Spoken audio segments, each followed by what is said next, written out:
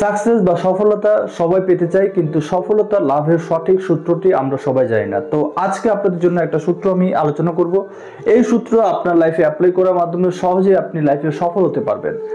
এই সূত্রের প্রথমে আপনাকে যে কোনো বিষয় নিয়ে থিঙ্ক করতে হবে। আপনি কি করতে চান, লাইফে কি হতে চান, এটাই খুব জরুরি। এটা চিন্তা ভাবনা করা খুব জরুরি। আপনি কি সরকারি চাকরিজীবী হতে চান, নাকি আপনি ব্যবসায়ী হতে চান, নাকি আপনি নিজে অন্য কিছু করতে চান, সেটা আপনার উপর।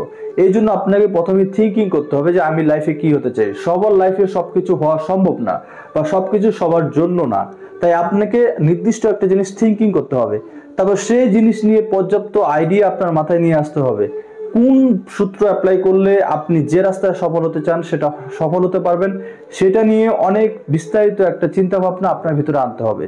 এটা যদি চিন্তা না করেন তাহলে আপনার সফল হওয়ার পার্সেন্টেজ খুবই কম থাকবে। তো থিঙ্ক করার পরে ট্রাই করতে হবে। আপনি যেটা করতে চান, প্রথমে থিঙ্কিং, তারপর আইডিয়া, তারপর ট্রাই।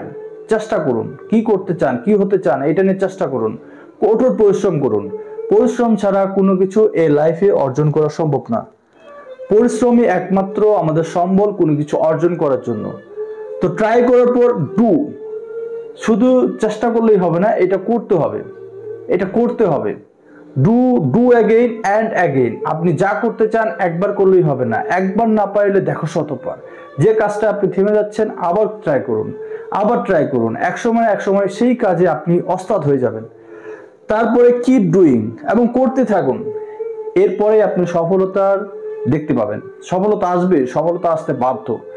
আপনার যদি লক্ষ্য নির্দিষ্ট থাকে, এবং আপনার যদি সঠিক চিন্তা ভাবনা থাকে, এবং সেটা নিয়ে যদি আপনার সঠিক থিঙ্কিং থাকে, আপনার যদি পরিশ্রম করার মন মানসিকতা থাকে, অধ্যবসায় থাকে, পরিশ্রম করলে সফলতা অবশ্যই আসবে। তো সবার জন্য শুভকামনা রইল, সবার নতুন বছরটা ভালোভাবে কাটবে এই আশা করেই